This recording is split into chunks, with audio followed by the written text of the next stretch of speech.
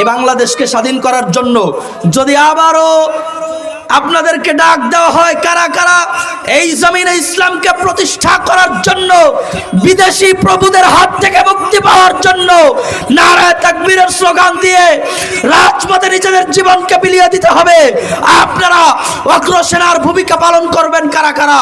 আমি দুই হাত দেখতে চাই। লড়াইয়ের ওই ময়দানেতে যেতে তোমাকে হবে, প্রয়োজনে সব রক্তটুকু জমিনেই ঢেলে দেবে, ঠিক না বেঠে? লড়াইয়ের ওই ময়দানেতে যেতে তোমাকে হবে, প্রয়োজনে সব রক্তটুকু জমিনেই ঢেলে দেবে, তবুও তোমায় লড়তেই হবে, মানিবে না পরাজয়, তবুও তোমায় লড়তেই হবে, মানিবে না পরাজয়। বিপ্লব মানে জীবন দেয়া বসে থাকা নয়, সে কোনো দিন আসবে না রে করো যদি ভয়। বিপ্লব মানে জীবন দেয়া বসে থাকা নয়, সে কোনো দিন আসবে না রে করো যদি ভয়। আসবে বিজয় রক্ত আর জীবনের বিনিময়, আসবে বিজয় রক্ত আর জীবনের বিনিময়। বিপ্লব মানে জীবন দেয়া বসে থাকা নয়, সে কোনো দিন আসবে না রে করো যদি ভয়। কোথা থেকে কোন ভিনদেশি শকুন আমার দেশে এসে সেবার নামে বসলো জুড়ে মীর জাফরের বেশে। কোথা থেকে কোন ভিনদেশি শকুন আমার দেশে এসে সেবার নামে বসলো জুড়ে মীর জাফরের বেশে। ওদের করতে নাস্তানাবুদ হতে হবে নির্ভয়, ওদের করতে নাস্তানাবুদ হতে হবে নির্ভয়। বিপ্লব মানে জীবন দেয়া বসে থাকা নয়, সে কোনো দিন আসবে না রে করো যদি ভয়। আসবে বিজয় রক্ত আর জীবনের বিনিময়, আসবে বিজয় রক্ত আর জীবনের বিনিময়। বিপ্লব মানে জীবন দেয়া বসে থাকা নয়, সে কোনো দিন আসবে না রে করো যদি ভয়। সম্মানিত উপস্থিতি, নেতৃত্ব দেওয়ার জন্য, নেতা নির্বাচিত হওয়ার জন্য দুই জিনিসের প্রয়োজন। এক নম্বরে আল্লাহ প্রদত্ত বুদ্ধিমত্তা, যার মাথায় রাষ্ট্র পরিচালনার মতো বুদ্ধি যার মাথায় আছে, কিভাবে ভিনদেশি শকুনদেরকে পরাজিত করতে হয় এই বুদ্ধি যার মাথায় আছে, সে হলো এক নম্বরে আপনার দেশ পরিচালনার যোগ্য। দুই নম্বরে ওয়াল জিসিম, আপনার শারীরিক শক্তি যার আছে, তাকে তোমরা নেতা হিসাবে নির্বাচন করো।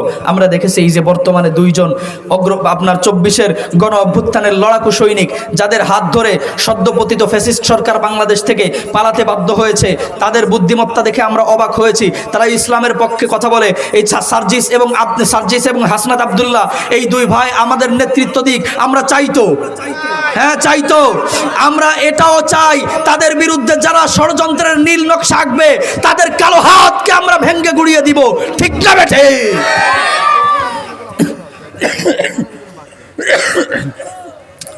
আল্লাহ পাক রব্বুল আলামিন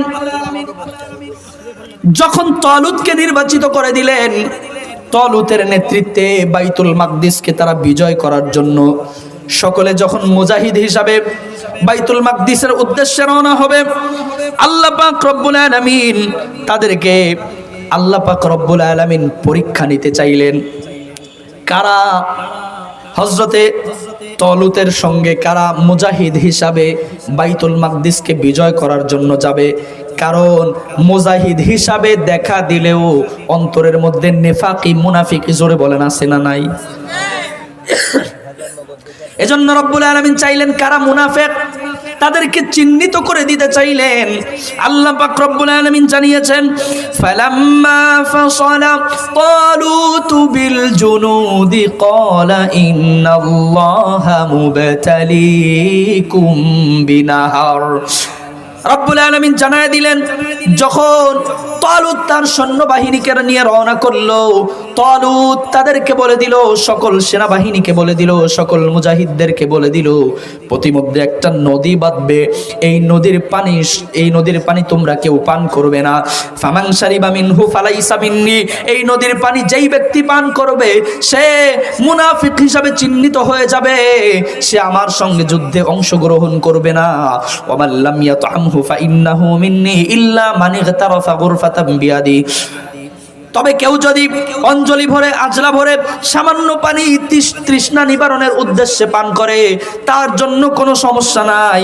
হযরতে তালুত তখন সবাইকে বলে দিলেন, চলো আমরা সবাই একত্রে রওনা করব, কিন্তু ওখান থেকে কেউ পানি পান করব না। সম্মানিত হাজিরিন, আলোচনার সময় দেওয়া হয়েছে, 9:50 পর্যন্ত। এর সামনেও আমি আপনাদেরকে শেষ পর্যন্ত টানার চেষ্টা করব, কিন্তু একটা আরজি আছে আমার, আরজিটা পূরণ করে তারপরে যদি সময় থাকে ইনশাল্লাহ আলোচনা করব। সম্মানিত হাজিরিন, কি উদ্দেশ্যে মাদ্রাসার বিল্ডিং হবে, মানে নগদ টাকা, সিমেন্ট, বালি, রড, ইট, চা হয়। আচ্ছা, উঠতেছেন কেন? এ ছোট বাচ্চার আবার ডায়াবেটিস হলো কবে? এদিক তাকান। একটা আরজি করে বাবা বহুদূর থেকে প্রায় 150 করবে। যতদিন পর্যন্ত আমার দেওয়া ওয়াদাকে তোমরা ঠিক রাখবে ততদিন পর্যন্ত আমি তোমাদেরকে সম্মানিত করে রাখবো। আর যখনই তোমরা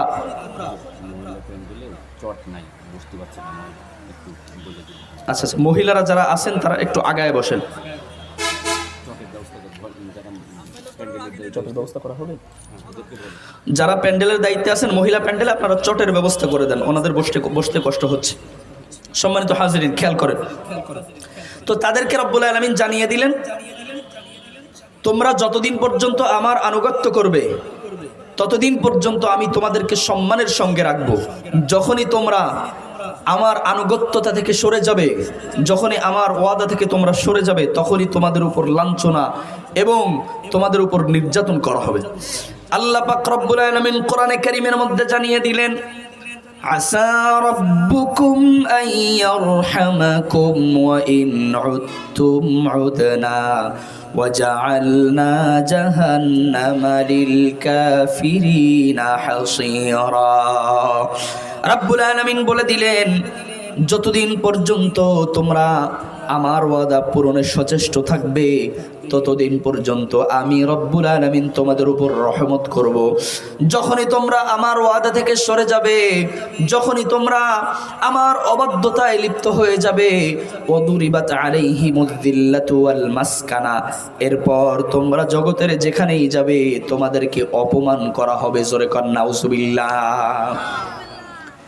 ইহুদিবাদী ইসরায়েলি জনগোষ্ঠী, এদের সর্বপ্রথম কাজই হচ্ছে ওয়াদা রক্ষা না করা। এদের সর্বপ্রথম কাজই হচ্ছে ওয়াদা রক্ষা না করা। এরা হলো মুনাফিকের সর্বোচ্চ পর্যায়ের লোক, যেটার প্রমাণ সহিহ বুখারী শরীফের 3329 নম্বর হাদিসের মধ্যে এসেছে।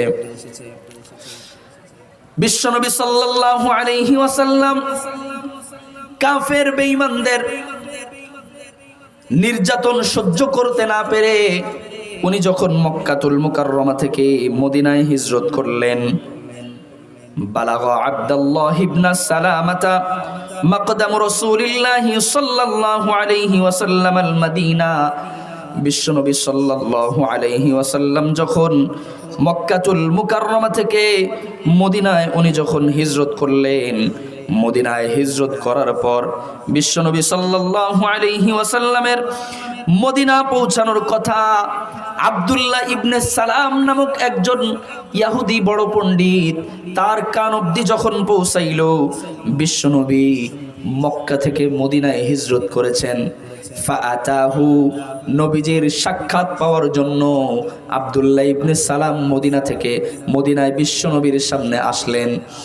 নবীজি সাল্লাল্লাহু আলাইহি ওয়াসাল্লামকে এসেই বলতে লাগলো, ইন্নী সাইলুকা আন সালাস, ও মুহাম্মদ, তুমি তো নিজেকে নবী বলে দাবি করো, আমি তোমার কাছে 3টা প্রশ্ন করব।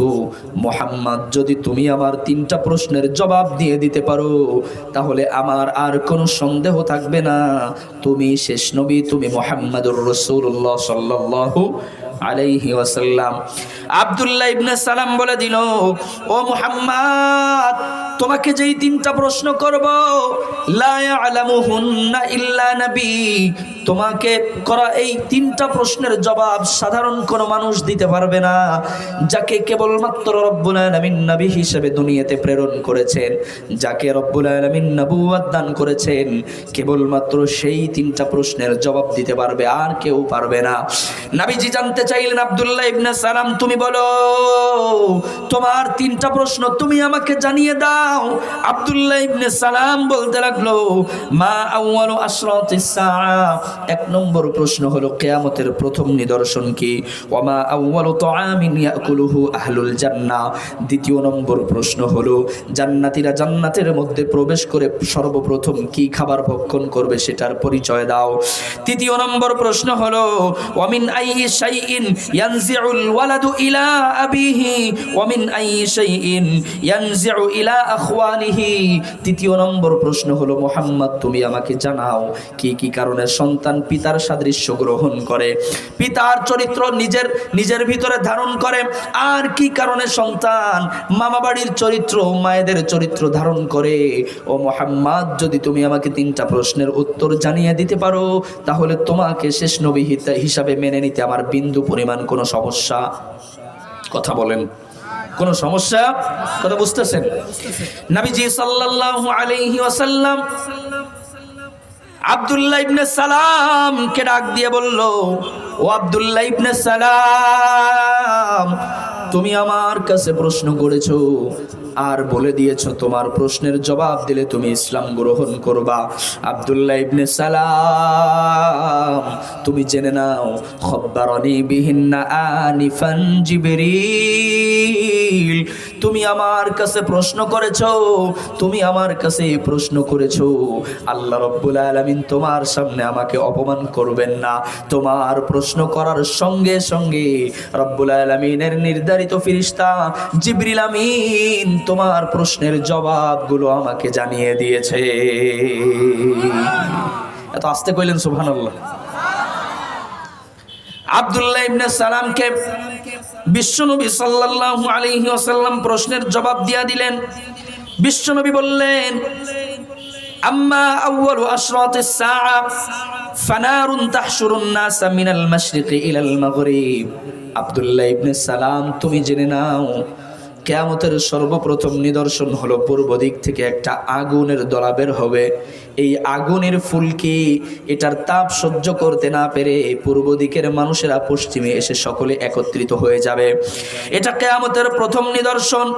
আর দ্বিতীয় নিদর্শন হলো ওয়াম্মা আউয়ালু তাআমিন ইয়াকুলুহু আহলুল জান্নাহ ফাজিয়াদাতু কাবিদি হুত। নবীজি জানায় দিলেন জান্নাতের মধ্যে জান্নাতি মানুষেরা প্রবেশ করে সর্বপ্রথম যেই খাবারটা ভক্ষণ করবে সেটা হলো মাছের কলিজার অতিরিক্ত অংশ ভুনা। সুবহানাল্লাহ। মাছের কলিজার অতিরিক্ত অংশ ভুনা এটা জান্নাতি মানুষেরা জান্নাতের মধ্যে প্রবেশ করে সর্বপ্রথম ভক্ষণ করবে। আর 3 নম্বর জটিল প্রশ্ন হলো কি কারণে সন্তান মায়ের চরিত্র মামা বাড়ির চরিত্র গ্রহণ করে, আর কি কারণে সন্তান পিতার সাদৃশ্য পিতার স্বভাব চরিত্র নিজের ভিতরে ধারণ করে। আব্দুল্লাহ ইবনে সালামকে বিশ্বনবী বললেন, আম্মা শাবাহু ফিল ওয়ালাদ ফাইন্নার রাজুলা ইযা গাশিয়াল মারআতা ফাসাবাকাহা মাউহু কানা শাবাহু লাহু ওয়া ইযা সাবাকা মাউহা কানা শাবাহু লাহা। বিশ্বনবী জানায় দিলেন, ও আব্দুল্লাহ ইবনে সালাম তুমি জেনে নাও যখন পিতা এবং মাতা স্বামী এবং স্ত্রী যখন মিলিত হয় সহবাসের উদ্দেশ্যে, মিলিত হওয়ার পর যদি পিতার বীর্য আগে স্খলিত হয়ে মায়ের রেহেমের মধ্যে যদি প্রবেশ করে ওই সন্তান তাহলে মামা বাড়ির চরিত্র গ্রহণ করে। আর যদি মায়ের বীর্য যদি তার পাঁজর থেকে আগে স্খলিত হয় তাহলে বিশ্বনবী জানায় দিলেন ওই সন্তান পিতার সাদৃশ্য পিতার স্বভাব চরিত্র ধারণ করে। কোন সুবহানাল্লাহ। আব্দুল্লাহ ইবনে সালাম বিশ্বনবীকে ডাক দিয়া বললেন, ও মুহাম্মদ যেহেতু তুমি আমার সকল প্রশ্নের জবাব জানিয়ে দিয়েছো তোমাকে শেষ নবী হিসাবে মেনে নিতে আমার বিন্দু পরিমাণ কোনো সমস্যা নাই। আমি ইসলাম ধর্ম গ্রহণ করে নিলাম। সবাই পড়েন আমার সঙ্গে, লা ইলাহা ইল্লাল্লাহু মুহাম্মাদুর রাসূলুল্লাহ। আব্দুল্লাহ ইবনে সালাম ইহুদি থেকে মুসলমান হয়ে গেলেন। এবার বিশ্বনবীকে ডাক দিয়ে আব্দুল্লাহ ইবনে সালাম বললেন, ও মুহাম্মদ মুহাম্মদ, ও শেষ নবী, আমি আপনার কাছে একটা অনুরোধ করব, আপনি একটু জাজ করেন, আপনি একটু চেষ্টা করেন জানার জন্য ইহুদিদের চরিত্র কেমন হয়, বোঝার চেষ্টা করেন। এটা বুঝতে হলে আপনাকে একটা পরীক্ষা করতে হবে। কি পরীক্ষা? বিশ্বনবীকে ডাক দিয়া বললেন, ও মুহাম্মদ, আমি আপনার পিছন পিছন থাকবো, ইহুদিদের সামনে আমি আসবো না। আপনার মদিনায় আসার কথা শুনে মদিনার ইহুদিরা আপনার সঙ্গে সাক্ষাৎ করতে আসবে, আপনি তাদেরকে আমার ইসলাম গ্রহণের কথা আগেই বলবেন না, আমি ঘরের মধ্যে লুকিয়ে থাকবো। ও নবী, আমি ঘরের মধ্যে লুকিয়ে থাকবো, আপনি তাদের কাছে আমার ব্যাপারে জিজ্ঞাসা করবেন। নবীজি তাই করলেন। আব্দুল্লাহ ইবনে সালাম ঘরের মধ্যে লুকিয়ে আছেন, বিশ্বনবী বারান্দায় দাঁড়িয়ে আছেন, সামনে মদিনার ইহুদিরা দাঁড়িয়ে আছে। বিশ্বনবীর কাছে জিজ্ঞাসা করলো মদিনার ইহুদিরা, আপনি কেন এসেছেন, কি জন্য এসেছেন? বিশ্বনবী বললেন, আমি ইসলাম প্রচারের জন্য, আল্লাহর একত্ববাদের দিনের জন্য, এক আল্লাহর দিনের জন্য মানুষদেরকে দাওয়াতি কাজে মদিনায় আগমন করেছি। বিশ্বনবী ইহুদিদের কাছে জিজ্ঞাসা করলেন, তোমরা কাকে নেতা হিসাবে মানো? ইহুদিরা তাদের বিশ্বনবীর প্রশ্নের জবাব দিলেন। বিশ্বনবী তাদের কাছে জিজ্ঞাসা করলেন, আব্দুল্লাহ ইবনে সালাম তোমাদের মধ্যে কেমন লোক? ইহুদিরা বলতে লাগলো, আব্দুল্লাহ ইবনে সালাম আমাদের মধ্যে সবচাইতে বিজ্ঞ ব্যক্তি, সবচাইতে ভালো লোক। কেবলমাত্র আব্দুল্লাহ ইবনে সালাম ভালো এখানেই শেষ নয়, আব্দুল্লাহ ইবনে সালামও ভালো, আব্দুল্লাহর বাবা সালাম সেও ভালো লোক, আব্দুল্লাহর দাদাও ভালো লোক, আব্দুল্লাহর জাতি গোষ্ঠী যারা আছে সবাই ভালো, সবাই একটা বংশীয় পরিবারের সন্তান আব্দুল্লাহ ইবনে সালাম। বিশ্বনবী এবার মদিনার ইহুদিদেরকে বললেন, ও মদিনার ইহুদিরা, আমি যদি তোমাদের কাছে বলি আব্দুল্লাহ ইবনে সালাম ইসলাম ধর্ম গ্রহণ করেছে, তাহলে ব্যাপারটা কেমন হয়? মদিনার ইহুদিরা বলল, ও মুহাম্মদ, আব্দুল্লাহ ইবনে সালামকে যেন রব ইসলাম গ্রহণ করা থেকে বাঁচায় দেন, বলেন নাউজুবিল্লাহ। কিন্তু আগেই তো আব্দুল্লাহ ইবনে সালাম ইসলাম ধর্ম গ্রহণ করেছেন। এবার বিশ্বনবী সাল্লাল্লাহু আলাইহি ওয়াসাল্লাম মদিনার ইহুদিদেরকে ডাক দিয়া বললেন, তোমাদের আব্দুল্লাহ ইবনে সালাম যার ব্যাপারে তোমরা সার্টিফিকেট দিয়েছো, যার ব্যাপারে তোমরা সার্টিফাই করেছো, আব্দুল্লাহ ইবনে সালাম ভালো, তার বাবাও ভালো, তার দাদাও ভালো, তার পরদাদাও ভালো, তার বংশমর্যাদাও ভালো, তার মাতৃকুলও ভালো, তার পিতৃকুলও ভালো, এই সার্টিফাই তোমরা করেছো। এখন তোমরা জেনে নাও আব্দুল্লাহ ইবনে সালাম ইসলাম ধর্ম গ্রহণ করেছে। এবার আব্দুল্লাহ ইবনে সালাম ঘরের মধ্য থেকে আত্মগোপন থেকে তিনি বেরিয়ে এসে সকল ইহুদিদের সামনে পড়ে নিলেন, লা ইলাহা ইল্লাল্লাহু মুহাম্মাদুর রাসূলুল্লাহ। বিশ্বনবী সাল্লাল্লাহু আলাইহি ওয়াসাল্লামের পাশে দাঁড়িয়ে আব্দুল্লাহ ইবনে সালাম যখন তাওহীদের ঘোষণা দিলেন, এবার মদিনার ইহুদিরা তারা আওয়াজ দিয়া বলতে লাগলো, আমরা আসলে কথাটা ভুল বলেছি, আব্দুল্লাহ ইবনে সালাম ভালো না, তার বাবাও ভালো না, তার দাদাও ভালো না, তার গোষ্ঠী ভালো না, তার পিতৃকুল ভালো না, তার মাতৃকুল ভালো না, মোট কথা হলো আব্দুল্লাহ ইবনে সালামের গোষ্ঠী ধরে খারাপ, বলেন নাউজুবিল্লাহ। মানে হলো আমার পক্ষে গেলে ভালো, আমার পক্ষে গেলে খারাপ, ঠিক কিনা বলেন? আপনাদের এই অঞ্চলে এই ধরনের মানুষ আছে নাকি? পক্ষে গেলে ভালো, বিপক্ষে গেলে খারাপ, ঠিক কিনা? পক্ষে আসলে ভালো। ইমাম সাহেব যতদিন পর্যন্ত ঘুষের বিরুদ্ধে কথা বলে নাই, সুদের বিরুদ্ধে ইমাম সাহেব যতদিন পর্যন্ত কথা বলে নাই, ততদিন পর্যন্ত ইমাম সাহেব হলেন এলাকার পীর। কথা বলেন না কেন? ইমাম সাহেব যখনই সুদের বিরুদ্ধে কথা কইছে, সঙ্গে সঙ্গে এই ইমামকে তাড়ানোর ব্যবস্থা করো। এরপরে যখন ঘুষের বিরুদ্ধে কথা বললেন, ওই সুদখোরের পক্ষে আরেকজন দলবাড়ি হলো, দলে আরেকজন বাড়লো, কয় ভাই তুই যা কইছিলি ঠিক আছে, আসলে ইমাম সাহেব খারাপ, খেদা ইমাম রে। এমনি করে ইমামের পক্ষে আর কিছু লোক বাকি আছে অবশিষ্ট, আস্তে আস্তে সুদের বিরুদ্ধে কথা কয়, ঘুষের বিরুদ্ধে কথা কয়, প্রতারকের বিরুদ্ধে কথা কয়, ধোঁকাবাজের বিরুদ্ধে কথা কয়। এভাবে কথা বলতে বলতে সবাই তো বিপক্ষে চলে গেছে, অল্প কিছু মানুষ পক্ষে আছে।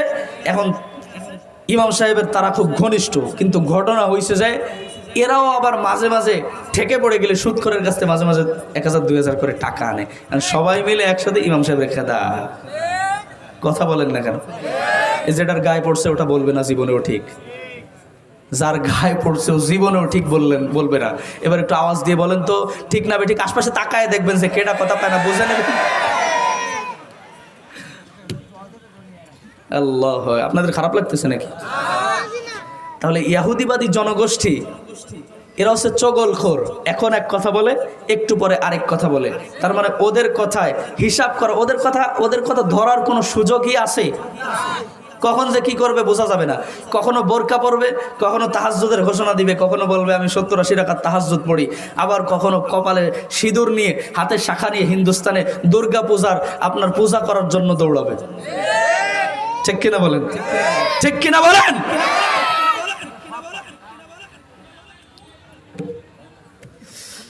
সম্মানিত হাজিরিন, এই ইহুদিবাদীর জনগোষ্ঠী, ইহুদিবাদী ইসরায়েলি জনগোষ্ঠী, এদের শুরু থেকে, এদের উত্থান থেকে আমাদের জানা দরকার আছে না নাই?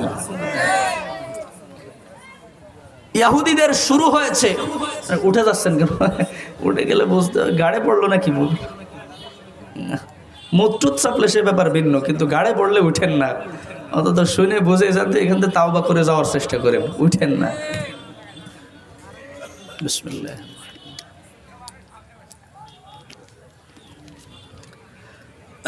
যারা দাঁড়ায় আছেন সম্ভব হলে একটু বসেন তো, যদি সম্ভব হয় একটু বসেন, আর যদি অসুবিধা হয় তো অন্তত সরে যায় না, জায়গাতে দাঁড়ায় দেন, আর যদি ভালো লাগে তাহলে বসেন। ইহুদিবাদী ইসরায়েলি জনগোষ্ঠীর শুরু হচ্ছে হযরতে ইব্রাহিম আলাইহিস সালাতু ওয়াস সালাম থেকে। খুব মনোযোগ। ইব্রাহিম আলা নাবিয়ুনা, ওনার 2 জন স্ত্রী। জোরে বলেন কয়জন? বড়জনের নাম সারা আলাইহাস সালাম, ওনার সন্তানের নাম হচ্ছে ইসহাক আলাইহিস সালাম। আর দ্বিতীয় পক্ষের স্ত্রী তার নাম হাজার, যেটাকে আমরা বাংলায় হাজেরা বলে থাকি। হাজেরা আছে নাকি আপনাদের এলাকায়? 2-1টা হাজেরা। আসলে মূলত নামটা হাজেরা না, নামটা কি? হাজার। কি নাম? হাজার। এই হাজার আলাইহাস সালাতু ওয়াস সালাম, ওনার গর্ভে যিনি জন্মগ্রহণ করেছেন ওনার নাম হচ্ছে হযরতে ইসমাঈল আলাইহিস সালাতু ওয়াস সালাম। আল্লাহ সুবহানাহু ওয়া তাআলা হযরতে ইসহাক থেকে অনেক নবী দুনিয়াতে প্রেরণ করছেন, যেটাকে উলামায়ে কেরাম বলে থাকেন 1 লক্ষ অথবা 2,24,000 নবী। এই এতগুলো নবী যারা আসছেন, কিছুটা মতানৈক্য থাকতে পারে, যত নবী আসছেন সব সারা আলাইহিস সালামের গর্ভ থেকে ইসহাক আলাইহিস সালাম, ওনার ঔরসজাত সন্তান এই এত 1,02,24,000 নবী। আর হযরতে ইসমাঈল আলাইহিস সালাতু ওয়াস সালাম, ওনার পক্ষ থেকে ওনার ঔরসে একজন নবী, তার নাম কি? জোরে বলেন তো। মুহাম্মাদুর রাসূলুল্লাহ সাল্লাল্লাহু আলাইহি ওয়াসাল্লাম। বিশ্বনবী সাল্লাল্লাহু আলাইহি ওয়াসাল্লামকে এই 1 লক্ষ মতান্তরে 2,24,000 পয়গম্বরের চাইতেও আমাদের নবীজিকে সর্বশ্রেষ্ঠ করা হয়েছে। জোরে কান আল্লাহু আকবার। আমরা সেই নবীর উম্মত, ঠিক কিনা? আমরা সেই নবীর উম্মত। ইহুদিবাদী ইসরায়েলি জনগোষ্ঠীর আমাদের উপরে সবচাইতে বেশি রাগ হচ্ছে এই কারণে যে আমাদের থেকে এত নবী পৃথিবীতে আসলো, আর সর্বশেষ মুহাম্মাদুর রাসূলুল্লাহ সাল্লাল্লাহু আলাইহি ওয়াসাল্লামের নবী, তার থেকে যত উম্মত পৃথিবীতে আসছে তাদেরকে রব্বুল আলামিন বেশি সম্মানিত করলেন, এই জন্য ওদের রাগ আমাদের উপর বেশি। কথা বুঝে আসছে? আপনারা দেখে থাকবেন গ্রামাঞ্চলে অনেকটা এরকম হয়ে থাকে। এক ভাইয়ের মোটামুটি 8টা-10টা সন্তান, আরেক ভাইয়ের 1জন সন্তান, একটা ছেলে, বাদ বাকিগুলো মেয়ে। এখন এই আপনার বড় ভাই যার 10-12টা ছেলে আছে, এ সব সময় চেষ্টা করে যেহেতু তার জমিগুলো 10-12 ভাগ হয়ে যাবে, আর ছোট ভাই তার 1জন মাত্র সন্তান, সে তার একটাই ছেলে, এত সম্পদের মালিক হয়ে যাবে। এজন্য বড় ভাই সহ্য করতে পারে না, ছোট ভাইকে সবসময় খাটো করে রাখার চেষ্টা করে। এক পর্যায়ে দেখা গিয়েছে এই ছোট ভাইয়ের 1জন মাত্র সন্তান ওই বড় ভাইয়ের আপনার 10জন সন্তানের চাইতেও অনেক গুণ বেশি মর্যাদা সম্পন্ন হয়ে গেছেন, রব্বুল আলামিন তাকে মর্যাদা দান করছেন। এজন্য এই ছোট ভাইয়ের একটা মাত্র সন্তানের বিরুদ্ধে বড় ভাইয়ের 10 সন্তান সবসময় ষড়যন্ত্রে লিপ্ত থাকে। এরকম চিত্র বাংলার জমিনে আছে না নাই? আমাদের খুলনায় আছে, আপনাদের নাগদা অঞ্চলে মনে হয় নাই। আছে। সম্মানিত উপস্থিতি, তাহলে আল্লাহ পাক রব্বুল আলামিন ইসহাক আলাইহিস সালাতু ওয়াস সালাম, যিনি আপনার হযরতে সারা আলাইহিস সালামের গর্ভে জন্মগ্রহণ করেছেন, ওনাকে 12টা সন্তান দান করেছেন। কয়টা? 12টা। ইসহাক আলাইহিস সালাতু ওয়াস সালামের সন্তান একজন ইয়াকুব, ইয়াকুবের ঔরসে 12 জন সন্তান দান করছেন। হযরত ইয়াকুব আলাইহিস সালাতু ওয়াস সালামের ঔরসে 12 জন সন্তান রব্বুল আলামিন দান করেছেন। এই 12 জন সন্তানের বড় জনের নাম হলো রুবেল, পরের জনের নাম হলো শামউন, 3 নম্বরের নাম হলো লাউই, 4র্থ জনের নাম হলো ইয়াহুজা, 5 নম্বরের নাম হলো ইয়াশজুর, 6 নম্বরের নাম হলো জাত, 7 নম্বরের নাম হলো দানি, 8 নম্বরের নাম হলো নাফতালি, 9 নম্বরের নাম হলো আশার, 10 নম্বরের নাম হলো ইয়াহুজা, 11 নম্বরের নাম হলো বিনিয়ামিন, আর 12 নম্বরের নাম হলো হযরতে ইউসুফ আলাইহিস সালাতু ওয়াস সালাম। জোরে কোন সুবহানাল্লাহ। ইয়াকুবের ঔরসে রব্বুল আলামিন 12 জন সন্তান দান করলেন। রব্বুল আলামিন ইহুদিবাদী জনগোষ্ঠীকে জানিয়ে দিলেন, তোমরা কখনোই রব্বুল আলামিনের অবাধ্যতায় লিপ্ত হবে না, তোমরা আমার অবাধ্যতায় লিপ্ত হয়েও না। তোমরা যদি আমার অবাধ্যতায় লিপ্ত হয়ে যাও, অদরিবাত আলাইহিমুদ্দিল্লাতু ওয়াল মাসকানা, তোমরা জগতের যেখানেই যাও না কেন তোমাদের উপর অপমান এবং লাঞ্ছনা চেপে বসবে। এজন্য তোমরা কখনোই আমার অবাধ্য হয়েও না। আমি রব্বুল আলামিন তোমাদের জন্য সম্মানজনক আবাসনের ব্যবস্থা করে দেব। জোরে কোন সুবহানাল্লাহ।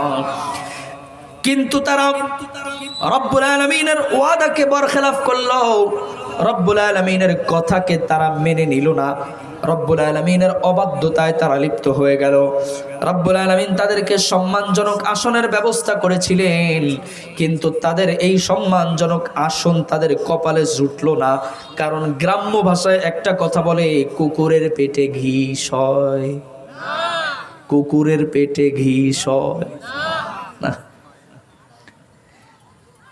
কুকুরের পেটে যদি ঘি সইতো তাহলে তো কোটা আন্দোলনের শুরুতেই আপনার কোটাগুলো মেনে নিত, ছাত্রদের গুলো মেনে নিত, আর এটা সম্মানজনক আসনে ছিল, তাও বসে থাকতে পারতো। যেহেতু ঘি সয় নাই, এজন্য আল্লাহ পাক রব্বুল আলামিন লাঠি দিয়া চেয়ার থেকে নামায় দিছে। জোরে কোন ঠিক না বে ঠিক? সেদিন ঘোষণা দিল, একদম ব্রাশ ফায়ার করে সব শোয়ায় দাও। আল্লাহ শোয়ায় দিছে কিনা? আসেন, এই সবগুলো মিলাবো, আপনাদের মিলাতে হবে, অন্তর দিয়ে বোঝার চেষ্টা করতে হবে, একদম ছেড়ে দেব না। আজকে আমি নতুন কথা বলছি না, আমি সেই আপনার 2022 সাল থেকে স্টেজে কথা বলি, আল্লাহ আমাকে তৌফিক দিয়েছেন, তখন থেকেই আমি এই কথাগুলো বলে আসছি। সম্মানিত হাজিরিন, আল্লাহ রাব্বুল আলামিন বললেন, আসা রাব্বুকুম আইয়ারহামাকুম ওয়া ইন উদতুম উদনা ওয়া জাআলনা জাহান্নামা লিল কাফিরিনা হাসীরা। রাব্বুল আলামিন বললেন, আমার ওয়াদাকে পূরণ করো, আমি তোমাদের উপর রহমত করব। কিন্তু তারা সর্বপ্রথম রবের অবাধ্যতায় লিপ্ত হলো, সম্মানজনক আসন তাদের কপালে জুটলো না, তাদের পেটের মধ্যে ঘি সহ্য হলো না, এজন্য তারা সর্বপ্রথম অবাধ্যতা করলো। তাদের ভাই হযরতে ইউসুফ পয়গম্বরকে তারা কুয়ার মধ্যে ফেলে দিল। বলেন নাউজুবিল্লাহ। এই যে হযরত ইউসুফ পয়গম্বরকে তারা কুয়ার মধ্যে ফেলে দিল, কুয়ার মধ্যে ফেলে দেওয়ার মাধ্যমে তারা সর্বপ্রথম আল্লাহর নাফরমানিতে লিপ্ত হলো। আল্লাহ পাক রব্বুল আলামিন তাদের উপর দুর্ভিক্ষ চাপিয়ে দিলেন, তাদেরকে রব্বুল আলামিন একটা ঝামেলার মধ্যে ফেলে দিলেন। রব্বুল আলামিন তাদের উপর দুর্ভিক্ষ চাপায় দিলেন। দুর্ভিক্ষ সহ্য করতে না পেরে তারা ছোটাছুটি করতে লাগলো দিক বিদিক, কোথায় গেলে খাবার পাওয়া যায়, কোথায় গেলে একটু ভালো থাকা যায়, কোথায় গেলে একটু শরীরটাকে স্বস্তি দেওয়া যায়, চেষ্টা করতে লাগলো। আল্লাহ পাক রব্বুল আলামিন তাদেরকে এমন ব্যবস্থা করে দিলেন, হযরত ইউসুফ পয়গম্বরকে তারা কুয়ার মধ্যে ফেলে দিয়েছিল। আল্লাহ রব্বুল আলামিন ইউসুফ পয়গম্বরকে কুয়ার মধ্য থেকে তুলে মিশরের খাদ্যমন্ত্রীর দায়িত্ব ইউসুফ পয়গম্বরের হাতে ন্যস্ত করলেন। আল্লাহু আকবার। এখন তারা ঘুরতে ঘুরতে সামান্য খাবারের আশায় হযরত ইউসুফ পয়গম্বরের শরণাপন্ন হলেন। ইউসুফ পয়গম্বরের শরণাপন্ন হলেও ইউসুফ পয়গম্বর তাদেরকে সাহায্য সহযোগিতা করলেন। ইউসুফ পয়গম্বর তাদের ডাকে সাড়া দিলেন। এরপর কিছুদিন তারা রব্বুল আলামিনের কাছে তাওবা প্রার্থনা করতে লাগলো। তারা রবের কাছে তাওবা করলো। আল্লাহ রব্বুল আলামিনের কাছে তারা কাকুতি মিনতি করে বলল, রব, আমরা আর কখনো আপনার অবাধ্যতায় লিপ্ত হব না। আল্লাহ রব্বুল আলামিন তাদের তাওবা কবুল করলেন। কেন? রব্বুল আলামিন ঘোষণা দিয়েছেন, ইন্নাল্লাহা ইয়াগফিরুদ যুনুবা জামিআ। ও বান্দা, যদি তুমি হাজার কোটি লক্ষ কোটি যদি তুমি গুনাহ করো, গুনাহ করার পর আমি রবের কাছে যদি একবার হাত তুলে কায়ম বাক্যে যদি প্রার্থনা করো, যদি শেষ রাত্রিতে তাহাজ্জুদে উঠে যদি তাহাজ্জুদের নামাজ শেষে সিজদার মধ্যে গিয়ে আমি রবকে যদি তুমি ডেকে বলো, আল্লাহ, জীবনে যত গুনাহ করছি রব, তুমি আমার সব গুনাহ খাতাগুলো ক্ষমা করে দাও, আমি রব্বুল আলামিন ওই বান্দাকে এমন ভাবে নিষ্পাপ বানায় দেই, ছোট্ট বাচ্চা মাতৃগর্ভ থেকে সদ্য ভূমিষ্ঠ হওয়া বাচ্চা যেমনি ভাবে তার আমল নামার মধ্যে কোনো গুনাহ থাকে না, রব্বুল আলামিনের কাছে যদি কোনো বান্দা কায়ম বাক্যে একনিষ্ঠভাবে রব্বুল আলামিনের কাছে যদি তওবা করে, রব্বুল আলামিন মাসুম বাচ্চার মতো তাকে নিষ্পাপ বানায় দেয়। ইহুদিবাদী জনগোষ্ঠী রব্বুল আলামিনের কাছে তওবা করিল। রব্বুল আলামিন তাদেরকে তাদের অবস্থান আবার ফিরায় দিলেন। আল্লাহ পাক রব্বুল আলামিনের নিয়ামত ভোগ করতে করতে কিছুদিন, বাবা কথা বলো না, তারা কিছুদিন পরে নিয়ামত ভোগ করতে করতে আবার তারা রবের অবাধ্যতায় লিপ্ত হয়ে গেল। এবার আল্লাহ পাক রব্বুল আলামিন তাদের উপরে ফিরাউনকে চাপিয়ে দিলেন। বলেন নাউজুবিল্লাহ। এবার কাকে চাপালেন বলেন তো? এবার আল্লাহ পাক রব্বুল আলামিন ফিরাউনকে চাপিয়ে দিলেন। ফিরাউন তাদের উপরে নির্যাতনের স্টিম রোলার চালাতে লাগলো।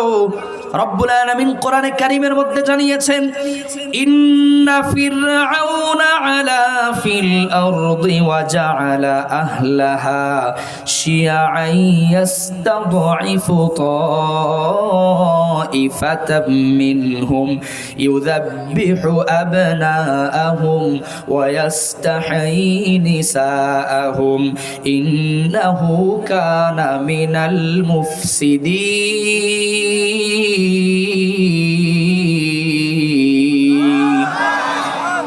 ফিরাউন তাদের উপরে এমন ভাবে অত্যাচার করতে আরম্ভ করলো, তাদের ছেলে সন্তানগুলোকে জবাই দিয়ে দিতে লাগলো, আর মেয়ে সন্তানগুলোকে বাঁচিয়ে রাখতে আরম্ভ করে দিল। ফিরাউন এক কায়দায় নির্যাতন করলো।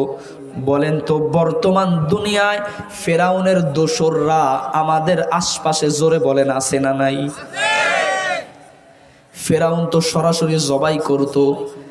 আর বর্তমানে কিছু লোক এই পৃথিবীতে সরাসরি ছেলে সন্তানদেরকে জবাই করে না, মেয়ে সন্তানদেরকে বাঁচিয়ে রেখে ছেলে সন্তানদেরকে জবাই সরাসরি করে না, কিছুটা কৌশলে করে। কেমন? সেটা হলো চাকরির ক্ষেত্রে মেয়েদের অধিকার, ঠিক কিনা? চাকরির ক্ষেত্রে মেয়েদের অধিকার, আর ছেলেদেরকে কোণঠাসা করে রাখো। সরাসরি মারে না, একটু কৌশলে মারে, ঠিক কিনা বলেন? একটা মেয়ে যখন চাকরি পায় বলে কামাই থাকলে জামাই লাগে না, কথা বলেন না কেন?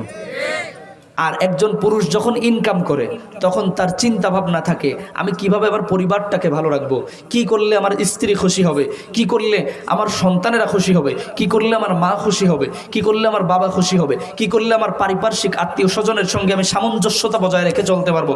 এটা একজন ছেলে সন্তান, একজন পুরুষ মানুষ যখন তার হাতে টাকা আসে তখন সে এটা করার চেষ্টা করে। কিন্তু একজন মেয়ের হাতে যখন টাকা যায়, কয় কামাই থাকলে জামাই লাগে না। হ্যাঁ, ঠিক আছে। কি বলে? কামাই থাকলে জামাই আবার যখন চাকরিতে যায় তখন মানে একদম সেজে গুজে কত সুন্দর করে আপনার চাকরিতে জয়েন করে, অ্যাটেন্ড করে, প্রেজেন্ট হয় সুন্দরভাবে সেজে গুজে মানুষকে দেখায়, বাইরের মানুষকে, এটা তার কাছে বেশ ভালো লাগে। কিন্তু স্বামীর সামনে বছরে একদিনও সাজার চেষ্টা করে, ঠিক কিনা বলেন? আমি কি একটু বলবো? আপনারা রাগ করতেছেন না তো? দেখো 60 বছরের বুড়ি হয়েছে ছুরি, ভাবখানা যেন তার বয়স 20। কথা বল না কেন? 16 বছরের মেয়ে সঙ্গে নিয়ে খোলামেলা চলে বুড়ি মেকআপ নিয়ে। দেখো 60 বছরের বুড়ি হয়েছে ছুরি, ভাবখানা যেন তার বয়স 20। 16 বছরের মেয়ে সঙ্গে নিয়ে খোলামেলা চলে বুড়ি মেকআপ নিয়ে। বখাটে যুবকদের বড় হাসি পায়, মনে মনে বলে চাচি খুঁজি গো তোমায়। ঠিক কিনা? ডোন্ট মাইন্ড পরিবারের সন্তান, মাতা পিতা ভাই বোন সবাই সমান, লজ্জা শরম কিছু নাই কো তাদের, খোলামেলা চলে সাধ নেয় জীবনের। ওরা নির্বোধ জানোয়ার কুকুরের দল, মানুষের রূপ নিয়ে চলে বেসামাল। ডোন্ট মাইন্ড পরিবারের সন্তান, মাতা পিতা ভাই বোন সবাই সমান। সম্মানিত হাজিরিন, তাহলে ফেরাউন কি করতে লাগলো? ছেলে সন্তানগুলোকে জবাই করলো, মেয়ে সন্তানগুলোকে বাঁচায় রাখতে আরম্ভ করলো। এইবার বনি ইসরাইল গোষ্ঠী দেখলো, আরে আল্লাহ, তওবাতিল্লাহ করে শান্তি ফিরায় আনছিলাম, কিন্তু এখন তো আবার শান্তি সিনায় নিয়ে গেল আল্লাহ। আবার রবের কাছে হাত তুলল, রব্বুল আলামিনকে ডেকে বলল, মালিক ভুল করছি, অন্যায় করছি, আয় রব আপনি আমাদেরকে আবার ক্ষমা করে দেন।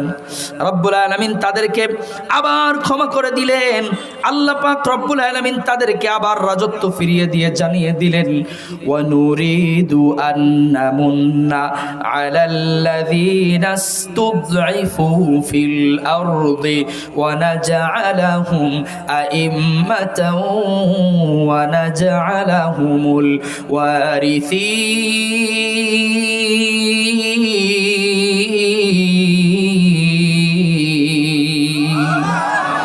আল্লাহ পাক রব্বুল আলামিন জানায় দিলেন, এতদিন পর্যন্ত যাদের উপরে নির্যাতন নিষ্পেষণের স্টিম রোলার চালানো হয়েছে, আমি রব্বুল আলামিন চাইলাম নির্যাতক জালিমদের উপরে ওই সমস্ত মানুষদেরকে ক্ষমতাবান বানাতে। রব্বুল আলামিন চাইলেন, এতদিন পর্যন্ত ফিরাউন সাধারণ জনগণের উপর অত্যাচার চালিয়েছে, অত্যাচারের স্টিম রোলার চালিয়েছে। আমি রব্বুল আলামিন চাইলাম জনগণকে দিয়ে তাদেরকে পরিচালনা করার জন্য। জোরে কোন আল্লাহু আকবার। কেমন ভাবে রব্বুল আলামিন এই কাজটা সম্পাদন করলেন? কেমনে রব্বুল আলামিন দুর্বলদেরকে সবলদের উপর, সবলদের রাজত্ব কায়েম করলেন রব্বুল আলামিন কেমন ভাবে? একটু ভালো করে খেয়াল করলে আপনি বুঝতে পারবেন। 16টা বছর জনগণদের উপর নির্যাতন চাপিয়েছে, নির্যাতন করেছে, নিষ্পেষণ করেছে। 16টা বছর সাধারণ আপামর তাওহীদি জনতাদেরকে তারা পরিচালনা করেছে। যখন যা বলেছে আমরা সঙ্গে সঙ্গে তাই মেনে নিতে বাধ্য হয়েছি। এখন এমন পরিস্থিতি রব্বুল আলামিন করে দিয়েছেন, সাধারণ জনগণের সামনে যদি একটা শব্দ উচ্চারণ করে আমি আওয়ামী লীগ কইলে সাইপে ধরে একদম শেষ। জোরে কোন ঠিক না বেঠে? খারাপ লাগতেছে আপনাদের? খারাপ লাগলে বললেন। এবার আসেন, তারা তওবা করলো, রব্বুল আলামিন তওবা কবুল করে মুসা আলাইহিস সালাতু ওয়াস সালামকে তাদের উপরে নবী হিসাবে প্রেরণ করলেন। তাদেরকে একজন রাহবার দিলেন, পথ চলার জন্য যার অনুসরণ করতে পারে এমন একজনকে দিলেন। হযরতে মুসা পয়গম্বর, একটু সামনে আগায় বসবেন আপনারা জিকিরের সাথে, লা ইলাহা ইল্লাল্লাহ, জোরে লা ইলাহা ইল্লাল্লাহ। আমি বেশি সময় আলোচনা করতে পারবো না, আপনারা যদি আগায় না বসেন তাহলে আলোচনা শেষ দিকে যাইতে পারবো না। একটু আগায় বসেন, লা ইলাহা ইল্লাল্লাহ, জোরে লা ইলাহা ইল্লাল্লাহ, লা ইলাহা ইল্লাল্লাহ মুহাম্মাদুর রাসূলুল্লাহ। এবার আসেন, হযরতে মুসা পয়গম্বরকে রব্বুল আলামিন তাদের জন্য নবী করে বানালেন। মুসা পয়গম্বর তাদের উপরে নবী হওয়ার পর মূসা তাদেরকে বললেন তোমরা রবের আনুগত্য করো। মূসা পয়গম্বর তার জাতিদেরকে নিয়ে, ওনার জনগণদেরকে নিয়ে মূসা পয়গম্বর যখন ফেরাউনের কবল থেকে মুক্তি পাওয়ার জন্য দৌড় দিলেন, বাহরে আহমারের নিকটে মূসা পয়গম্বর আসলেন। লোহিত সাগরের কাছাকাছি আসার পর সামনে দেখে নদী, আর পিছনে ফেরাউন জনগোষ্ঠী, ফেরাউনের দলবল পিছনে।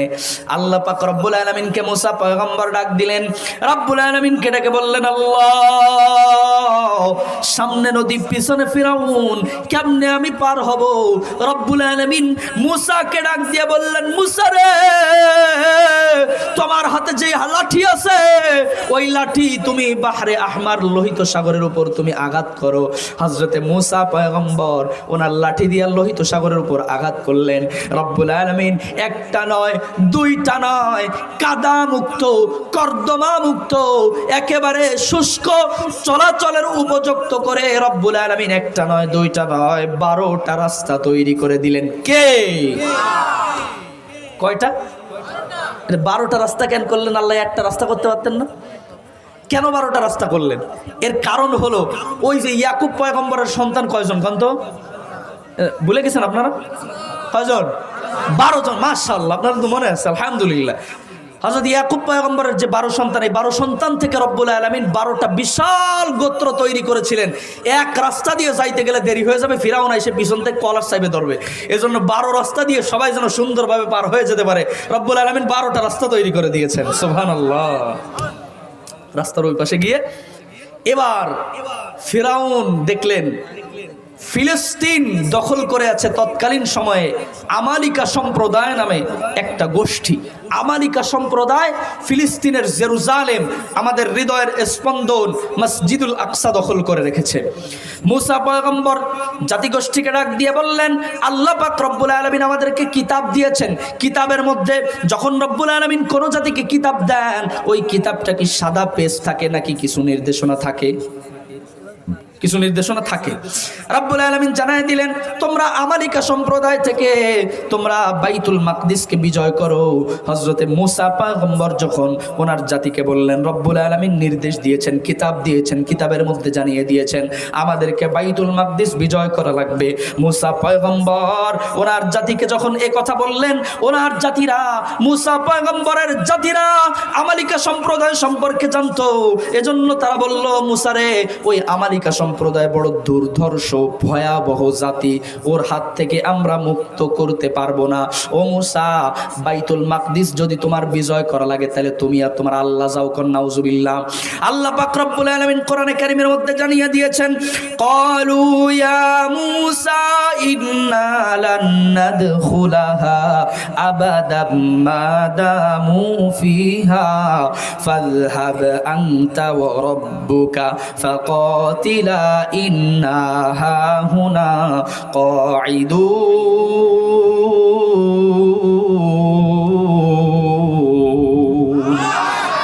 মূসা পয়গম্বরের সম্প্রদায় তার জাতিরা বলল, ও মূসা, বাইতুল মাকদিস যদি তোমার বিজয় করা লাগে তাহলে তুমি আর তোমার আল্লাহ গিয়ে বাইতুল মাকদিস বিজয় করো, আমরা এখানে বসলাম। বলেন নাউজুবিল্লাহ। কত বড় বদমাইশ চিন্তা করছেন। তুমি আর তোমার আল্লাহ গিয়ে বিজয় করো, নাউজুবিল্লাহ মিন যালিক। এবার আল্লাহ পাক রব্বুল আলামিন তাদেরকে সিনাই নামক উপত্যকায় উদ্ভ্রাস্তের ন্যায় ছেড়ে দিলেন। সিনাই, মুফাসসিরিনে কেরামগণ এই উপত্যকার নাম আরো লিখেছেন তিহ পাহাড়। এই তিহ পাহাড়ের উপরে আল্লাহ পাক রব্বুল আলামিন তাদেরকে উদ্ভ্রাস্তের ন্যায় ছেড়ে দিলেন। উদ্ভ্রাস্ত মানে হলো এই যে আপনার কাশ্মীর থেকে রোহিঙ্গারা যেমনি ভাবে বাংলাদেশে পড়ে রয়েছে, তাদের কোনো ভূমি নাই, তাদের কোনো জমি নাই। আল্লাহ পাক রব্বুল আলামিন এই ইহুদি জনগোষ্ঠীকে তাদেরকে তিহ নামক উপত্যকায় ছেড়ে দিলেন, সিনাই নামক উপত্যকায়। আল্লাহ পাক রব্বুল আলামিন সেখানে তাদেরকে 40 বছর রাখলেন। আল্লাহ পাকের কাছে 40 বছর পর তারা আবার দোয়া করছে, রব অন্যায় করছি, গুনাহ করছি, আল্লাহ তাআলা রব্বুল আলামিন আপনি আমাদেরকে ক্ষমা করে দেন, আমাদেরকে বাঁচার একটা পন্থা দেন, বাঁচার একটা উপায় দেন। আল্লাহ পাক রব্বুল আলামিন তাদেরকে এবার আরেকজন নবী দিলেন, যার নাম হলো ইউশা ইবনে নুন। এই নবীর নাম কোরআনে আসে নাই। ইউশা ইবনে নুনকে রব্বুল আলামিন তাদের জন্য নবী হিসাবে পাঠালেন। এবার তারা হযরতে ইউসা ইবনে নুনের কাছে এসে বলল, ও আমাদের নবী, এতদিন পর্যন্ত আমরা অন্যায় করেছি, এজন্য অপরাধের শাস্তিও ভোগ করেছি। আল্লাহ পাক রব্বুল আলামিন তাদের কথাগুলো কোরআনের মধ্যে উল্লেখ করেছেন। রব্বুল আলামিন বলেন, ইল ক্বালু লিনাবিয়্যিল্লাহু মুবআথ লানা মালিকান নুকাতিল ফি সাবিলিল্লাহ। আল্লাহ পাক রব্বুল আলামিন জানিয়েছেন, বনি ইসরাঈলেরা হযরত ইউসা ইবনে নূনের কাছে বলল, ও আমাদের নবী, আপনি আমাদের জন্য একজন আমির নিযুক্ত করে দেন, যে আমিরের আনুগত্য করে, যে আমিরের কর্তৃত্ব মেনে, যার আমিরত্ব মেনে আমরা বাইতুল মাকদিসকে বিজয় করতে পারি। মুসার ডাক না শুনে আমরা ভুল করছি, যার কারণে এতদিন পর্যন্ত আমরা অপরাধের শাস্তি ভোগ করেছিলাম। মুসা পয়গম্বরের কথাগুলো শুনলে আজকে আমাদেরকে এই অপমানজনক জীবন পার করা লাগতো না, অপমানজনক জীবন যাপন করা লাগতো না। আপনি আমাদেরকে একজন আমির দেন, যে আমিরের আনুগত্য করে আমরা বাইতুল মাকদিস বিজয় করব। হযরত ইউসা ইবনে নুন তাদেরকে বললেন, হাল আসাইতুম ইন কুতিবা আলাইকুমুল কিতালু আল্লা তুকাতিলু। ইউসা ইবনে নুন তাদেরকে বললেন, তোমাদের তো পালানো অভ্যাস আছে, যদি তোমাদেরকে একজন আমির দেই, সেই আমিরের আনুগত্য তোমরা করবে না, সেই আমিরের আনুগত্য না করে তাকে আরো তোমরা হত্যা করার জন্য চেষ্টা করবে। যেমনটা নাকি আমরা 16টা বছর যাবত আমরা নির্যাতনের স্টিম রোলার সহ্য করলাম। যখনই আমাদেরকে আল্লাহ পাক রব্বুল আলামিন দুইজন আমির দিলেন, আল্লাহ পাক রব্বুল আলামিন আমাদের আমিরত্ব করার জন্য কিছু মানুষদেরকে যখন দিলেন, যেমন উদাহরণ হিসেবে সার্জিস এবং হাসনাতকে রব্বুল আলামিন বাংলাদেশের জন্য রহমত হিসেবে দিয়েছেন, আমরা তাদেরকে হত্যা করার জন্য উঠে পড়ে লাগছি, ঠিক কিনা বলে? যারা তাদের বিরুদ্ধে ষড়যন্ত্রের নীল নকশা বুনতেছে, তাদের বিরুদ্ধে জিহাদ করার দরকার, জোর বলেন আছে না নয়? তাদের বিরুদ্ধে কথা বলার দরকার আছে না নয়? হযরত ইউসা ইবনে নুন বললেন, তোমাদের তো পালানোর অভ্যাস আছে, তোমরা তো পালিয়ে যাবা। ওরা কয়, না না, ওমা লানা আল্লা নুকাতিলা ফি সাবিলিল্লাহি ওয়া কাদ উখরিজনা মিন দিয়ারিনা ওয়া আবনাইনা। আমরা কেন পালিয়ে যাব? কারণ আমাদেরকে বাড়ি ছাড়া করা হয়েছে, আমাদেরকে সন্তানহারা করা হয়েছে, আমাদের উপর অন্যায় অত্যাচার এমনভাবে করা হয়েছে যেটা মাত্রাতিরিক্ত। আমরা অবশ্যই একজন আমাদেরকে আমির দেন, যে আমিরের আনুগত্য করে আমরা বাইতুল মাকদিসকে বিজয় করব। আল্লাহ পাক রব্বুল আলামিন জানাইলেন, ওয়াকালা লাহুম নাবিয়ুহুম ইন্নাল্লাহা ক্বাদ বা'আসা লাকুম তালুতা মালিকা ক্বালু আন্না ইয়াকুনু লাহুল মুলকু আলাইনা ওয়া নাহনু আহাক্কু বিল মুলকি মিনহু ওয়া লাম ইউ'তা সা'আতাম মিনাল মাল। হযরত ইউসা ইবনে নুন তাদেরকে বললেন, তোমাদের জন্য একজন আমি আমির নিযুক্ত করলাম, যার নাম হলো তালুত। কি নাম? তালুত। কি নাম? কথা কন না কেন? তালুতকে নিযুক্ত করলাম। একটু ঘুরে গেছে বিষয়টা। হযরত ইউসা ইবনে নুন যখন ইন্তেকাল করলেন, ইউসা ইবনে নুন ইন্তেকাল করার পর দেশ চালাচ্ছিল কাজীরা। কারা দেশ চালাচ্ছিল বলেন তো? কাজীরা। এই কাজীরা যখন দেশ চালাচ্ছিল, এই কাজীদের দেশ চালানো কিছু মানুষের পছন্দ হলো না। একটু খেয়াল করেন, উঠবেন না, আমি শেষ করে দেবো অল্প সময়ের মধ্যে। আর 10 মিনিট আপনাদেরকে কষ্ট দিব। থাকবেন না ভাগবেন? থাকবেন না ভাগবেন? ভাগবেন কারা কারা? একটু হাত তোলেন তো। ভেজাল করলে তো হবে না, মনোযোগ সহকারে শ্রবণ করেন। ইউসা ইবনে নুন ইন্তেকাল করার পরে ওই কাজীদের মধ্যে একজন লোক ছিলেন, যার নাম হচ্ছে শামউইল। কি নাম বলেন তো? শামউইল। এই শামউইলকে আল্লাহ পাক রব্বুল আলামিন পরবর্তীতে নবী বানিয়েছিলেন। সুবহানাল্লাহ বলেন না? এবং এই শামউইল কাজী থাকা অবস্থায় যখন দেশ পরিচালনা করছিলেন, দেশ পরিচালনা করা অবস্থায় মানুষের তাদের দেশ চালানো পছন্দ হচ্ছিল না। মানে অন্তর্বর্তীকালীন সরকার যে নবী মারা যাওয়ার পরে, সরকার চলে যাওয়ার পরে যে দেশ চালাচ্ছে, এটা মানুষদের পছন্দ হচ্ছে না। অন্তর্বর্তীকালীন সরকার দেশ চালাবে কেন? এজন্য ওই শামউইল আলাইহিস সালাতু ওয়াস সালামের আমলে অন্যান্য সম্প্রদায়েরা তারা দেশ আক্রমণ করতে আরম্ভ করলো। বারবার খালি আক্রমণ করে, বারবার খালি সভা করে, বারবার খালি সেমিনার করে, বারবার খালি সিম্পোজিয়াম করে, বারবার খালি বলতে থাকে, আমরা অন্তর্বর্তীকালীন সরকারের কর্তৃত্ব আমরা মেনে নেব না, তাড়াতাড়ি নির্বাচন দেন, একজন শাসক নিযুক্ত করেন। কথা বুঝতেছেন? কথা কি বুঝতেছেন আপনারা? ইতোমধ্যে আল্লাহ পাক রব্বুল আলামিন তাদের দোয়া কবুল করে শামুইলকে নবী হিসাবে তাকে নবুয়ত দিলেন। এই শামুইলের কাছে তারা বলল, আমাদেরকে একজন আমির দেন যার আনুগত্য করে আমরা জিহাদে অংশগ্রহণ করব। হযরত শামুইল তাদেরকে একজন নেতা নিযুক্ত করে দিলেন যার নাম ছিল তালুত। এই তালুত যখন নেতা নির্বাচিত হলো, তারা বলল, আন্না ইয়াকুনু লাহুল মুলক আলাইনা ওয়া নাহনু আহাক্কু বিল মুলকি মিনহু ওয়া লাম ইউতা সাআতাম মিনাল মাল। আমরা কেন তালুতকে আমরা নেতা হিসাবে গ্রহণ করব? কারণ তালুতের চাইতে আমাদের সহায় সম্পদ অনেক বেশি, বলেন নাউজুবিল্লাহ। প্রভাব প্রতিপত্তিতে আমরা শামুইলের চাইতে অনেক বেশি, সুতরাং আমরা শামুইলকে নেতা হিসাবে গ্রহণ করব না। এই চরিত্র আমাদের মধ্যে আছে না নাই? বাজান আপনারা উঠাউঠি করেন কেন? এই চরিত্র আমাদের মধ্যে, জোরে বলেন, আছে না নাই? কেমনে? কারণ যখনই নির্বাচনের সময় আসে তখন আমরা আল্লাহওয়ালা ব্যক্তি না দেখে, নামাজ পড়নেওয়ালা ব্যক্তি না দেখে, সারা জীবন মেয়েদের পিছনে লাগছে, সারা জীবন যুবতীদের ইজ্জত হরণ করছে, এলাকাবাসীর হক মেরে খেয়েছে, চরম মিথ্যাবাদী, চরম ধূর্তবাজ, চরম প্রতারক, এমন ব্যক্তির ব্যাপারে আমরা স্লোগান দিই, অমুক ভাইয়ের চরিত্র ফুলের মতো পবিত্র, নামাজ পড়ে না, একক তো, ঠিক কিনা? একে একে শেষ করেছি, সবার দেখা হইল শেষ, দেখতে দেখতে গোল্লায় গেল আমার সোনার বাংলাদেশ। হাত তুলে বলা যাবে কি ঠিক না বেঠে? একে একে শেষ করেছি, সবার দেখা হইল শেষ, দেখতে দেখতে গোল্লায় গেল আমার সোনার বাংলাদেশ। স্বাধীনতার বয়স বেড়ে 54তে পা দিলাম, নেতারা তো সবই পেল, আমরা বলো কি পেলাম? কথা বলেন না কেন? স্বাধীনতার বয়স বেড়ে 54তে পা দিলাম, নেতারা তো সবই পেল, আমরা বলো কি পেলাম? শান্তির লাগি কান্দা মরি, শান্তির নাহি কোনো লেশ, দেখতে দেখতে গোল্লায় গেল আমার সোনার বাংলাদেশ। একে একে শেষ করেছি, সবার দেখা হইল শেষ, দেখতে দেখতে গোল্লায় গেল আমার সোনার বাংলাদেশ। ঠিক না ঠিক? আল্লাহ পাক রব্বুল আলামিন জাতিদেরকে জানায় দিলেন, শামুইল নবীর জাতিদেরকে জানায় দিলেন, নেতা নির্বাচন করার জন্য শুধুমাত্র কেবলমাত্র প্রভাব প্রতিপত্তি সম্পদ এটাই যথেষ্ট নয়। আল্লাহ প্রদত্ত দুইটা জিনিসের প্রয়োজন। জোরে কোন কয় জিনিস? নেতা হতে গেলে দুইটা জিনিসের প্রয়োজন। জোরে কোন কয় জিনিস? আরজ দিয়ে বলা লাগবে কয় জিনিস? কারণ সামনে নির্বাচন হবে। আমরা ৭১-এর পর থেকে এমন নেতা নির্বাচন করেছি যারা শুধুমাত্র কেবলমাত্র মুসলমানদের বিরুদ্ধে ষড়যন্ত্র মেনে নিয়েছে, এমনকি কিছু কিছু শাসক মুসলমানদের বিরুদ্ধে ষড়যন্ত্রে সরাসরি লিপ্ত হয়েছে।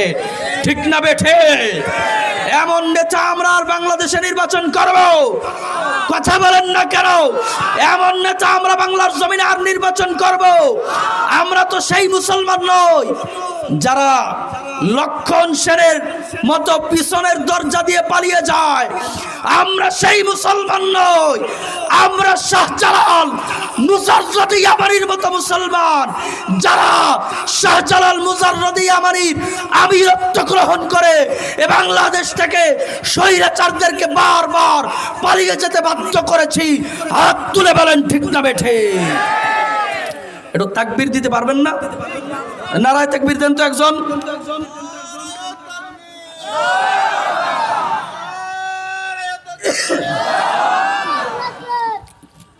সম্মানিত হাজিরিন, আল্লাহ পাক রব্বুল আলামিন বললেন দুইটা জিনিস প্রয়োজন নেতা নির্বাচিত হওয়ার জন্য। ১ নম্বরে মাথায় বুদ্ধি থাকা লাগবে। কি থাকতে হবে? কোন সময় কব আমি ৮০ রাকাত নফল নামাজ পড়ি, আর কোন সময় আমি হিন্দুস্তানে গিয়ে হাতে শাখা লাগাবো আর মাথায় সিন্দুর লাগাবো, এই বুদ্ধি থাকা লাগবে। ঠিক কিনা? কয় ঠিক? জোরে কোন সুবহানাল্লাহ। সুবহানাল্লাহ কইলেন। আমাদের জন্য তো এই শাসকই ঠিক আছে। ঠিক কিনা? ঠিক কিনা? এবার কি কইতে ভয় পাচ্ছেন? সম্মানিত হাজরিন, এবার খেয়াল করেন, রব্বুল আলামিন বললেন ১ নম্বরে মাথায় কি থাকা লাগবে? নেতা নির্বাচিত হওয়ার জন্য ২ জিনিস প্রয়োজন। কয় জিনিস? ২ জিনিস। কি কি? ১ নম্বরে মাথায় বুদ্ধি থাকতে হবে। কি বুদ্ধি? ওই যে তালেবানরা দেখেন আফগানিস্তান শাসন করছে কিভাবে, আমেরিকার সেই সৈন্যবাহিনী যারা 20টা বছর ধরে আফগানিস্তানের নির্যাতনের স্টিম রোলার চালিয়েছে, মর্দে মুজাহিদের মতো নারায়ে তাকবীর আল্লাহু আকবারের ধ্বনি দিয়ে তাদের বিরুদ্ধে ঝাঁপিয়ে পড়েছে, নিজেদের শরীরের শেষ রক্তবিন্দু পর্যন্ত রাজপথের লড়াকু সৈনিক হিসাবে বিলিয়ে দিয়েছে। বিনিময়ে আল্লাহ পাক রব্বুল আলামিন তাদেরকে স্বাধীনতা দিয়েছেন, ঠিক না বেঠিক? এই বাংলাদেশকে স্বাধীন করার জন্য যদি আবারও আপনাদেরকে ডাক দেওয়া হয়, কারা কারা এই জমিনে ইসলামকে প্রতিষ্ঠা করার জন্য, বিদেশি প্রভুদের হাত থেকে মুক্তি পাওয়ার জন্য নারায়ে তাকবীরের স্লোগান দিয়ে রাজপথে নিজেদের জীবনকে বিলিয়ে দিতে হবে, আপনারা অগ্রসেনার ভূমিকা পালন করবেন কারা কারা? আমি 2 হাত দেখতে চাই। লড়াইয়ের ওই ময়দানেতে যেতে তোমাকে হবে, প্রয়োজনে সব রক্তটুকু জমিনেই ঢেলে দেবে, ঠিক না বেঠে? লড়াইয়ের ওই ময়দানেতে যেতে তোমাকে হবে, প্রয়োজনে সব রক্তটুকু জমিনেই ঢেলে দেবে, তবুও তোমায় লড়তেই হবে, মানিবে না পরাজয়, তবুও তোমায় লড়তেই হবে, মানিবে না পরাজয়। বিপ্লব মানে জীবন দেয়া, বসে থাকা নয়, সে কোনো দিন আসবে না রে করো যদি ভয়। বিপ্লব মানে জীবন দেয়া, বসে থাকা নয়, সে কোনো দিন আসবে না রে করো যদি ভয়। আসবে বিজয় রক্ত আর জীবনের বিনিময়, আসবে বিজয় রক্ত আর জীবনের বিনিময়। বিপ্লব মানে জীবন দেয়া, বসে থাকা নয়, সে কোনো দিন আসবে না রে করো যদি ভয়। কোথা থেকে কোন ভিনদেশি শকুন আমার দেশে এসে সেবার নামে বসলো জুড়ে মীর জাফরের বেশে। কোথা থেকে কোন ভিনদেশি শকুন আমার দেশে এসে সেবার নামে বসলো জুড়ে মীর জাফরের বেশে। ওদের করতে নাস্তানা বুধ হতে হবে নির্ভয়, ওদের করতে নাস্তানা বুধ হতে হবে নির্ভয়। বিপ্লব মানে জীবন দেয়া, বসে থাকা নয়, সে কোনো দিন আসবে না রে করো যদি ভয়। আসবে বিজয় রক্ত আর জীবনের বিনিময়, আসবে বিজয় রক্ত আর জীবনের বিনিময়। বিপ্লব মানে জীবন দেয়া, বসে থাকা নয়, সে কোনো দিন আসবে না রে করো যদি ভয়। সম্মানিত উপস্থিতি, নেতৃত্ব দেওয়ার জন্য, নেতা নির্বাচিত হওয়ার জন্য 2 জিনিসের প্রয়োজন। 1 নম্বরে আল্লাহ প্রদত্ত বুদ্ধিমত্তা, যার মাথায় রাষ্ট্র পরিচালনার মতো বুদ্ধি যার মাথায় আছে, কিভাবে ভিনদেশি শকুনদেরকে পরাজিত করতে হয় এই বুদ্ধি যার মাথায় আছে, সে হলো 1 নম্বরে আপনার দেশ পরিচালনার যোগ্য। 2 নম্বরে ওয়াল জিসিম, আপনার শারীরিক শক্তি যার আছে, তাকে তোমরা নেতা হিসাবে নির্বাচন করো। আমরা দেখেছি এই যে বর্তমানে 2 জন আপনার 24-এর গণ অভ্যুত্থানের লড়াকু সৈনিক, যাদের হাত ধরে সদ্যপতিত ফ্যাসিস্ট সরকার বাংলাদেশ থেকে পালাতে বাধ্য হয়েছে, তাদের বুদ্ধিমত্তা দেখে আমরা অবাক হয়েছি। তারা ইসলামের পক্ষে কথা বলে। এই সার্জিস এবং হাসনাত আব্দুল্লাহ, এই 2 ভাই আমাদের নেতৃত্ব দিক, আমরা চাইতো, হ্যাঁ চাইতো। আমরা এটাও চাই তাদের বিরুদ্ধে যারা ষড়যন্ত্রের নীল নকশা আঁকবে, তাদের কালো হাতকে আমরা ভেঙ্গে গুড়িয়ে দিব, ঠিক না বেঠে?